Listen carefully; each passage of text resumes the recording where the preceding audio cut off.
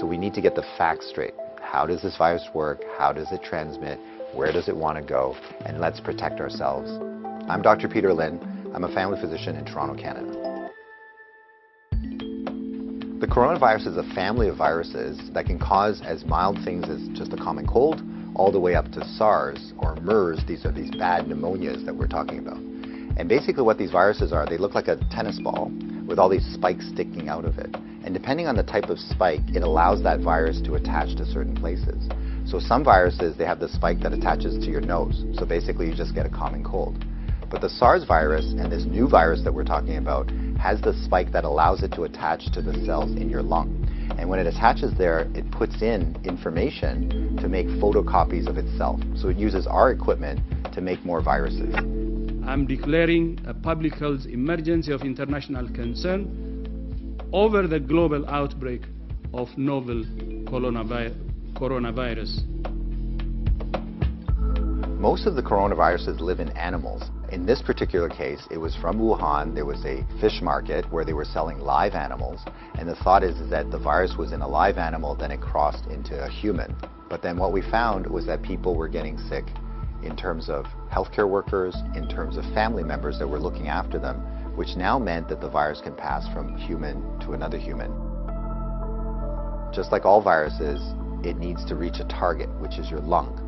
And it has to get there with your help. It has no feet and no wings. So therefore it needs us to move it there. So that's why we keep saying, don't hang around sneezy people because you're going to breathe it in. And don't touch your face because that's how the virus is going to get in.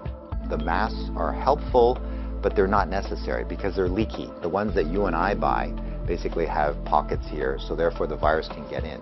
What the masks really do is they stop us from touching our face. If you're sick, we tend to mask you, so therefore you're not spewing out the viruses to other people sitting around you.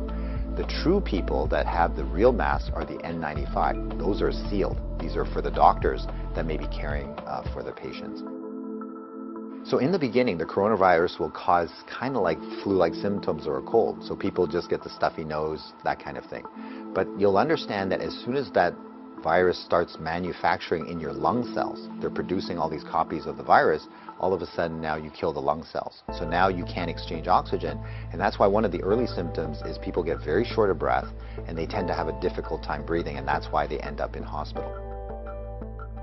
So currently, unfortunately, we don't have a direct treatment for the coronavirus. So we don't have a medication that can kill it off. And so it's really supportive. So in other words, the patient can't breathe, we give them oxygen, help them to breathe. They can't drink, so therefore we give them fluids to support them. Their kidneys begin to shut down, we help them with all those things. So it's a very supportive process. This is a new virus that we've never seen before. So our immune system, our army, are having a hard time figuring out what to do. So usually what we have to do is we make something called antibodies. So these are things that can grab onto the spikes that we see on the virus, and it will get rid of the virus for you, and that will actually bring you back to good health. So therefore the elderly may have a worse outcome, and of course the young children.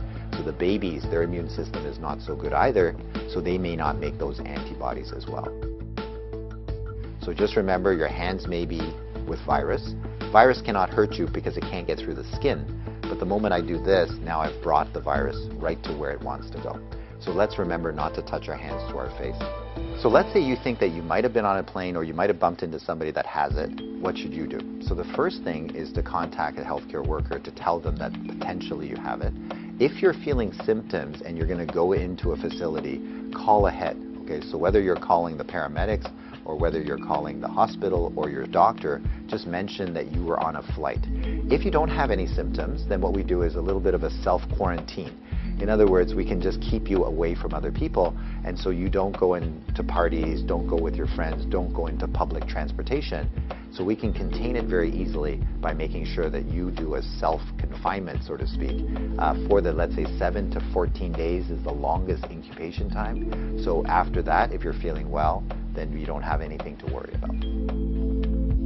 So if we get the facts right, then we don't have to be overly worried, but we do the right things so that we don't get the virus ourselves and that we don't pass it on to others.